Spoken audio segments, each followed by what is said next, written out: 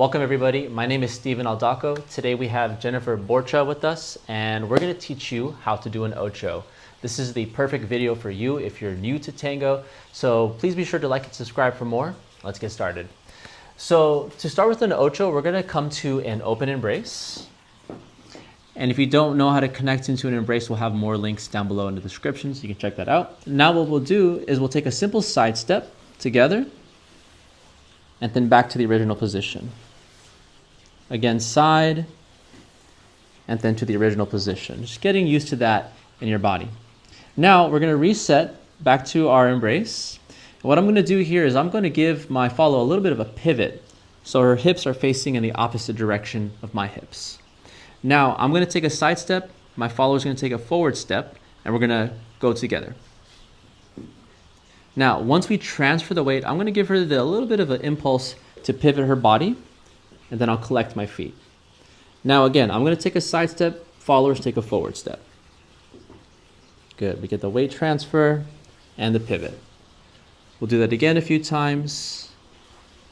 Little movements in the torso, not so much movement in the arms. We'll do that one more time here. Then I'm going to bring her hips back to me to reset. I might change her weight, and then maybe do a simple close forward side together. Some common mistakes for the leaders that I see a lot in my classes, which you can take if you're in the Orange County or LA area, or also online. Some of the common mistakes that I see comes a lot from the arms. What we tend to do as leaders is we tend to lead with our arms when we first start. So instead of doing that, I'm going to think more about my torso, being a bit more grounded, and even my legs and hips as I lead the ocho. So we connect into the open embrace. I give her the pivot. Now when I transfer the weight, I'm really making sure that I'm grounding down onto my leg that's transferring. Maybe a little bit of a bend into the knee. And as soon as the follow feels the impulse, she takes it and then goes. Same thing here. Look at my arms. Barely any movement from the arms as I lead her into the ocho. Let's do that one more time and then bring her back towards me. Yes? Mm-hmm. Beautiful. So go ahead and pause the video now, try that out a few times on your own, and then restart. Okay, welcome back. For followers doing the forward ocho, as a beginner, we want to try and practice the forward ocho on our own, because any individual technique that you work on is going to be better if you work on it yourself than if you try and push and pull your partner. We want to avoid trying to push and pull our partner, and we want to develop good habits on our own. So we would weight transfer, and let's say our weight is on our left leg, we would have our right foot forward. We would transfer our weight, and as we do this, our upper body is facing our partner. So our hips are forward and our upper body is always facing our partner. We transfer our weight for the forward ocho, and then we use this inner spiral to pivot. So it starts from kind of the chest area, and then you're going to pivot on the ball of your foot. So it starts all the way here and then goes all the way down to your leg, which is the last thing, kind of like a tail behind you. So again, you're going to be facing your partner the whole time, and then you're going to pivot and then use this spiral.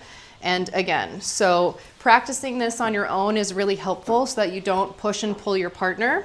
A lot of beginner followers will, when they're doing the forward ochos, kind of like push too much with their arms or pull on their leader. And we really want to feel like you're doing the ochos on your own, except now you're also responding to your leader. So you've developed the good habits that you have, staying on balance, practicing your spiral, and you're just responding to the lead. So you're not dancing on your own, but you are using your individual elements that you've worked on to make this happen. So that is the forward ocho for the followers. And if you want to learn more details about the forward ocho, because the first 100 or 200 times that you're going to do the forward ocho is still kind of beginner area. It takes a long time to deepen the foundations of your tango. And so learning the forward ocho, I would recommend taking Stephen's classes in Orange County or my classes in LA, or any other local teacher, tango teacher that is close to you, to get some hands-on feedback for your forward ochos. But this is a great way to kind of visualize how it works and practice at home as well. Awesome. Yeah. Thank you, Jennifer. And then also be sure to check out her tango school, Tango del Alma, which you can find online very, very soon. We'll leave the links down below for everything in the description. Please be sure to like and subscribe this video and let us know in the comments what more videos you want to see and what more things you would like to learn. Thank you guys so much for watching. Good luck on your tango journey, and we'll see you in the next one.